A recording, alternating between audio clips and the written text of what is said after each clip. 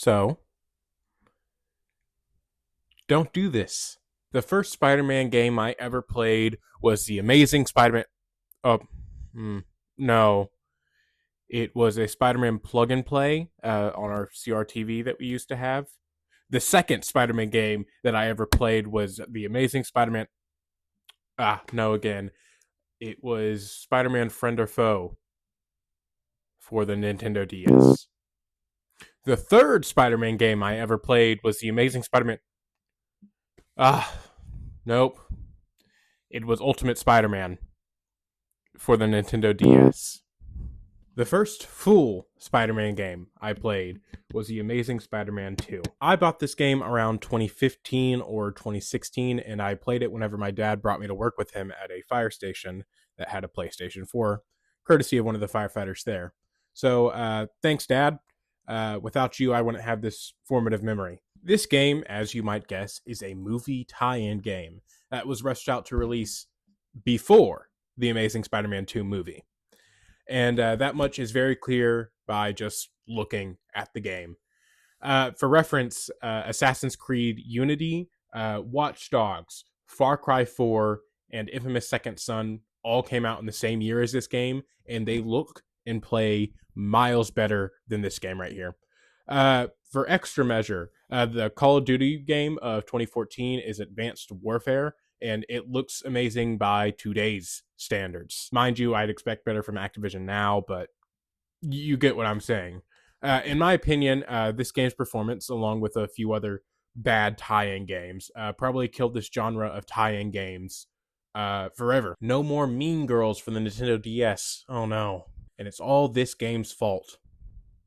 I'm joking, of course. But this game is pretty bad. If I had to rate it, I think I would give it a 13 out of 42. If you want all of the reasons that this game fails, I recommend you go check out That Boy Aqua's video from last year. I'll cover some of the reasons in this video, but they are definitely more tangential.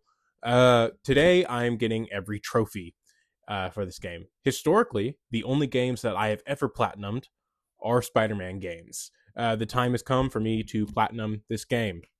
Pray for me. Stop. I notice that you're watching this video and you're not subscribed, nor did you like the video. Do it. I'll wait.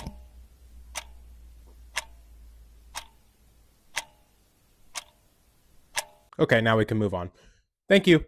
My legs are falling asleep, so I'm over here now.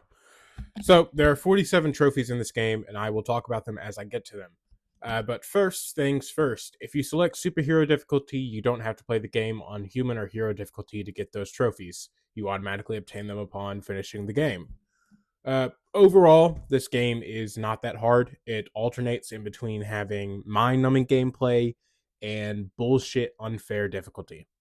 The game starts with a recap of Uncle Ben getting murked. Side note, I don't know who this is, but it is not Andrew Garfield. Cut to Spider-Man looking for Uncle Ben's killer. Dennis Carradine is his name. This actually reminded me that Carradine was never actually caught in the TASM movies. Anyway, Peter tracks down one of Carradine's contractors, Herman Schultz. Look at him. He's already wearing almost his full costume. Schultz, apart from saying every single line, tells Spidey that there is a mounting gang war because of this guy who's going around killing criminals in a gruesome way named the Carnage Killer. I wonder who that could be. Later, Schultz's gang and the Russian mob are raiding Oscorp for high-tech weapons, and we have to stop them. Schultz steals some seismic wave gauntlets and becomes the Shocker. He gets his ass beat, which gives us our first two trophies. Shocking, for defeating the Shocker, and Shotgun, for gaining the seismic blast ability, after Peter steals the tech. After this attack, Harry Osborn and Wilson Fisk announce their partnership, and this introduces one of my least favorite elements of this game, the pointless and useless morality system. When you do side activities like saving people and stopping crimes, your heroism goes up, and you get bonuses to your suit's abilities. If you don't do them, you become a menace, and the task force employed by Fisk and Osborn starts hunting you down. My issue is that it takes max 10 minutes of not doing these activities to start getting hounded by these drones. I'll be doing other things like tracking down comic pages or doing races or doing the hideouts, and I keep getting harassed by these task force lunatics.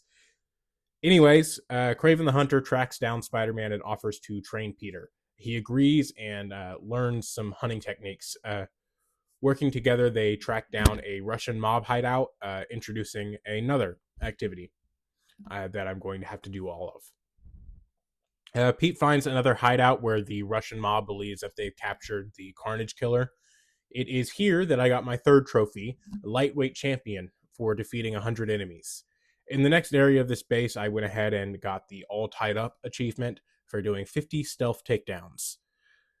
So it turns out that this loser is not the Carnage Killer, but he gave Peter a lead. After this, I went ahead and did the Russian hideouts that were available on the map at this point. Doing this, I got the Sneaky trophy for doing a hideout without being seen. I also decided to stop a few crimes to get the task force off my back. And in doing this, I got the I'm on a Roll achievement for a 42 hit combo streak. 42 is a weird number for this kind of achievement. I mean, why not 50 like Arkham City, or even 40 if you wanted to keep it in the 40s? 42 is a weird number. Anyways, I also got the Stay Down achievement for 15 signature takedowns. Since enemies only need to be stunned and no combo streak is needed for these moves, signature moves are pretty easy to do and instant wins towards the middle of the game. I finally decided to continue with the story and track down Cletus Cassidy, the Carnage Killer. Craven wanted to let him go to study him more, but Peter disagrees and stops Cassidy from murdering his victim. The Carnage Killer hits Pete with the "we're not so different, you and I" trope. You and I are not so different. Yeah, Pete disagrees and Cassidy gets sent to the Ravencroft Institute, which, for those who don't remember or know, it's basically Marvel's version of Arkham Asylum. Some quick research into it will have you saying, what? Just like me. Defeating Cassidy gives us our next trophy. Is it over? Unfortunately, it is not. After the killer's defeat, the gang war suddenly stops because a new player known as the Kingpin seized control of all the New York gangs. I wonder who that could be. Anyways, Spidey decides to go help with the police transport, and I get yet another trophy. Timing is everything for achieving 100 critical hits. How I got this, I don't know, because I was under the impression that you got critical hits for getting above a 12 combo streak, but I guess web strikes count too. Spidey gets a report of a woman calling in a break-in by Spider-Man into a museum. But I decide to ignore that so I can get some more trophies. I stopped 10 petty crime situations, giving me the Vigilante achievement. I did 5 races, which gave me the Fast Tracker achievement, as well as unlocking some concept art posters, which is important for a later achievement. I'll also add that these races and web swinging in general are difficult for me because of how finicky the camera and the web to building timing are. Pete sometimes just launches himself in the other direction when you web rush or completely pass the goal. And sometimes the webs just don't go out and stick to buildings, even though they should. Putting my mounting frustrations aside, I completed 10 rescue situations, which gave me the Guardian Angel trophy. Then I realized that there was a trophy for getting max heroism when I got the True Hero trophy. I got the Middleweight Champion achievement for defeating 300 enemies while trying to get the Enforcer achievement for completing 10 deadlock situations. I know that's a lot of numbers that I just threw at you, but a lot of this game's achievements are completing a certain amount of tasks. After this, I decided to get the activity I hate the most in this game out of the way. The fires. These are miserable activities that force you to rely on your spider sense vision. Hey, you know the Thief Vision parody from Uncharted 4? Here's an example if you don't. Yeah, the spider sense vision is literally just that, but blurrier. Well, I'm talking about the lack of style in this game. Did I mention that all of the text in the HUD is literally just the default font that like every editing or typing services use? No? Well, It is. It's so bland. Yeah, the fires. In Spider-Sense Vision, you can't see walls. The civilians you need to save are in random rooms throughout a random New York high-rise. There is also a strict time limit, and you can be setting the last civilian down. If that timer runs out, you fail. Putting aside my mounting frustrations, I got 2 achievements for saving 50 civilians and completing 10 fires. This annoyed me into going back to the main story. I don't think I mentioned that Black Cat is in this game as she is in every other Spider-Man game. I love Black Cat. She's like one of my top 5 Marvel characters. And in this game, it plays her early appearance personality pretty well. Uh, the plot line covers the storyline of her getting powers to be with Peter. It is perfectly passable. What I can't abide is how bad the lighting of this game messes up her hair in every scene she's in. Why is her hair black here? That's the opposite of white. But why is it blue? For a certain person I've argued with about this before, I'm not actually upset. I'm playing it up. But you have to agree, this is weird, right? Anyways, in this mission, we fight Black Cat, who just plays like one of the normal speedster enemies, which is disappointing. She gets her ass kicked, which gives us the Lover's Quarrel achievement.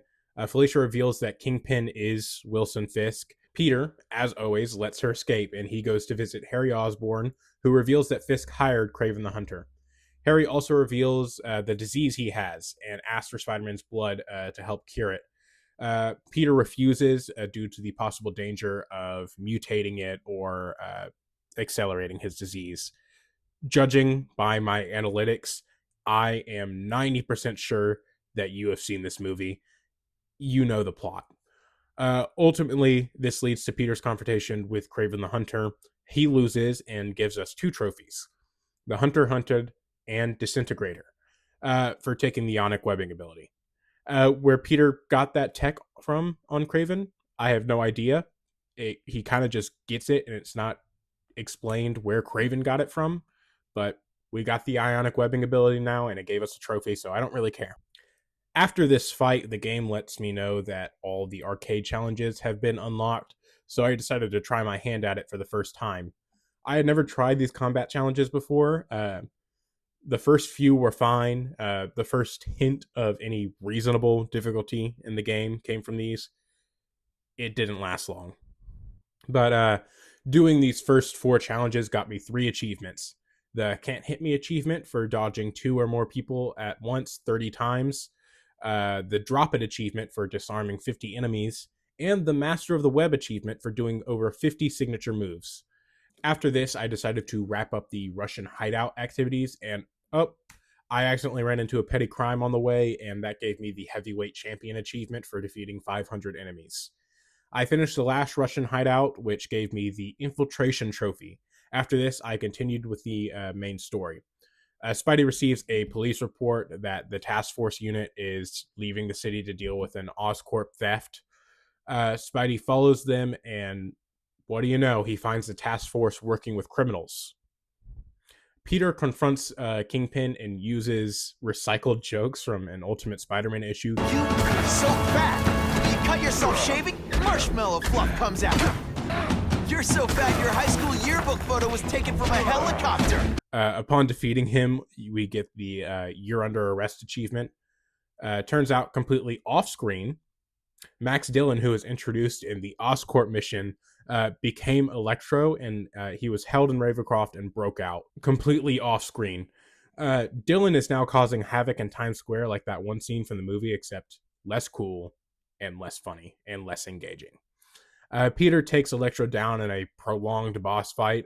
Electro explodes for no reason at the end of the boss fight, which gives us the switch off trophy. Why was Electro in this game?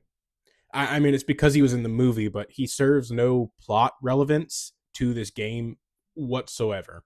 He shows up and talks about how bad Ravencroft is, which Peter already knew, and then he dies.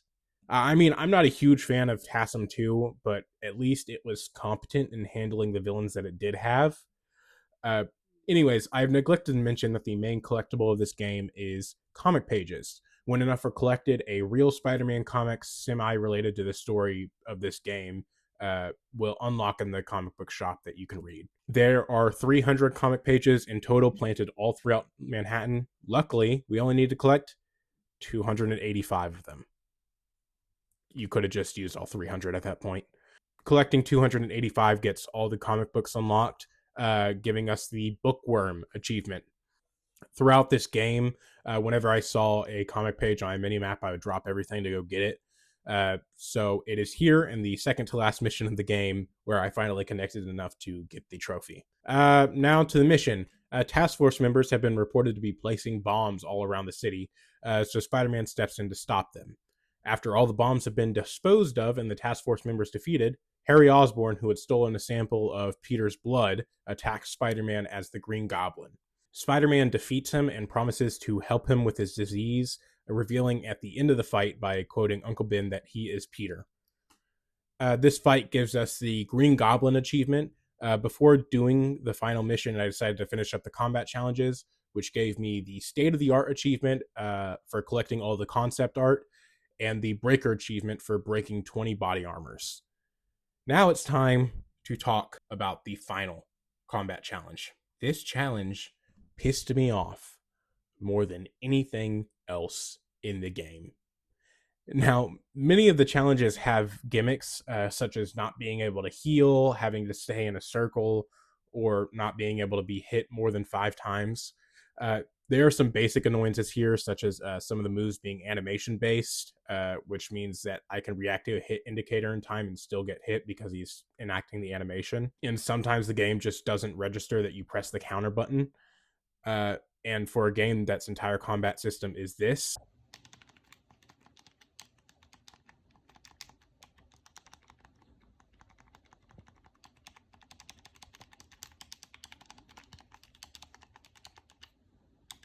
that's a problem.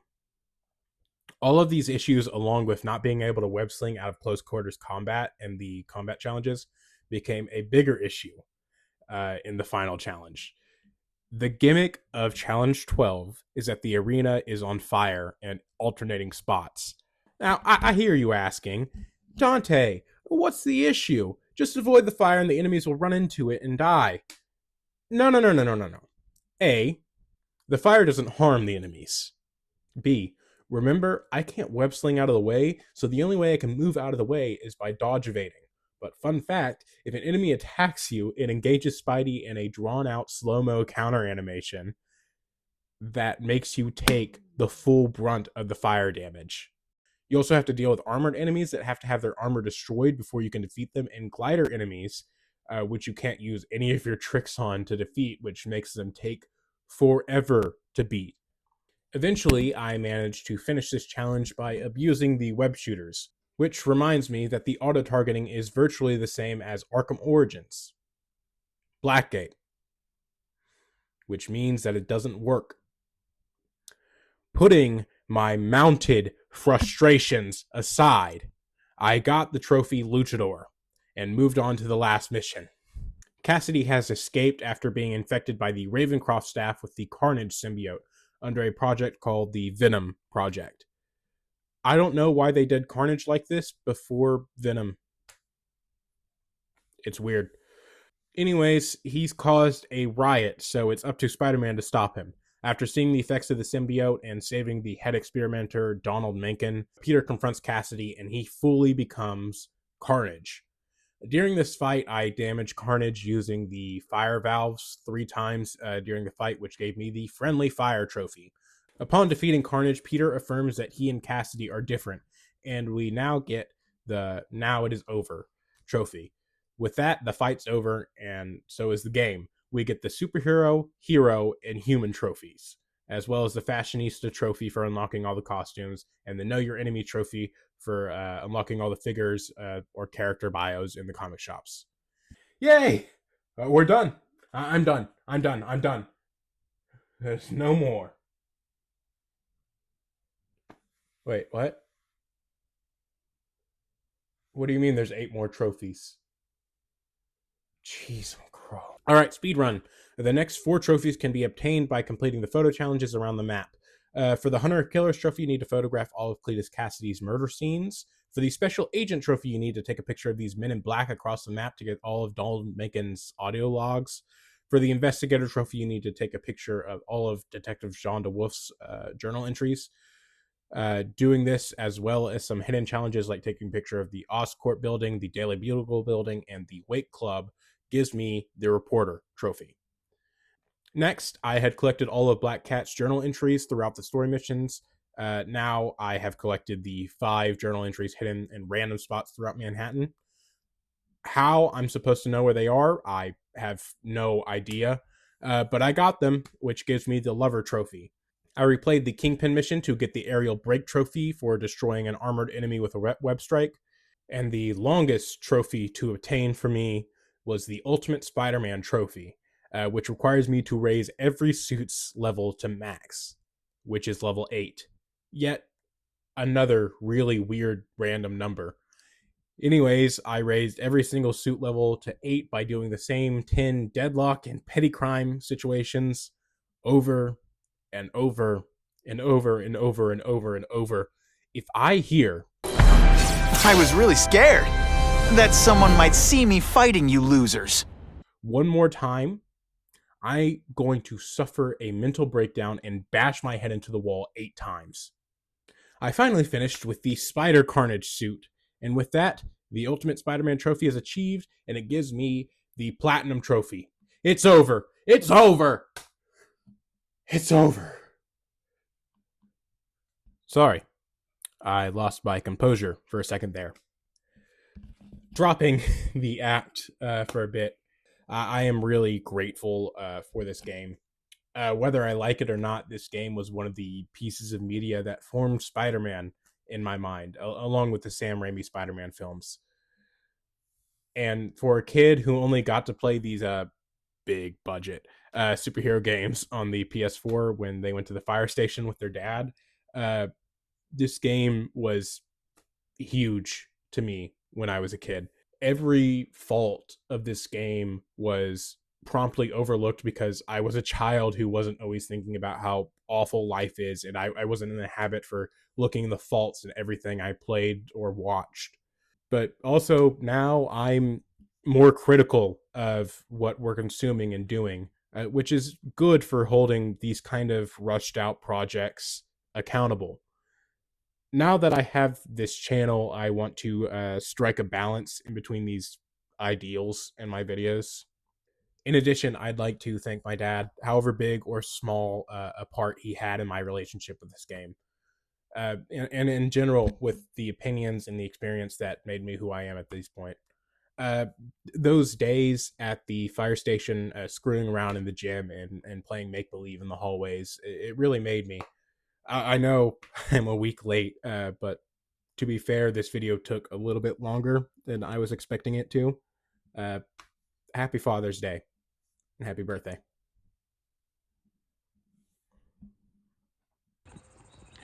Okay, here we are with like the end of video briefing I'm doing at the end of these things, and this video took forever to edit, which is really ironic because I'm sure it's going to be my shortest video yet.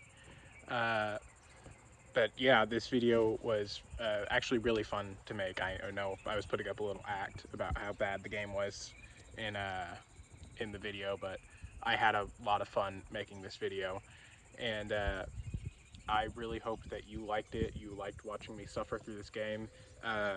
If you want to see more content like this, let me know. If you think that I did something wrong or if I'm incorrect about something, go ahead and leave a comment. Make sure you like and subscribe so you can get more videos of me. See ya.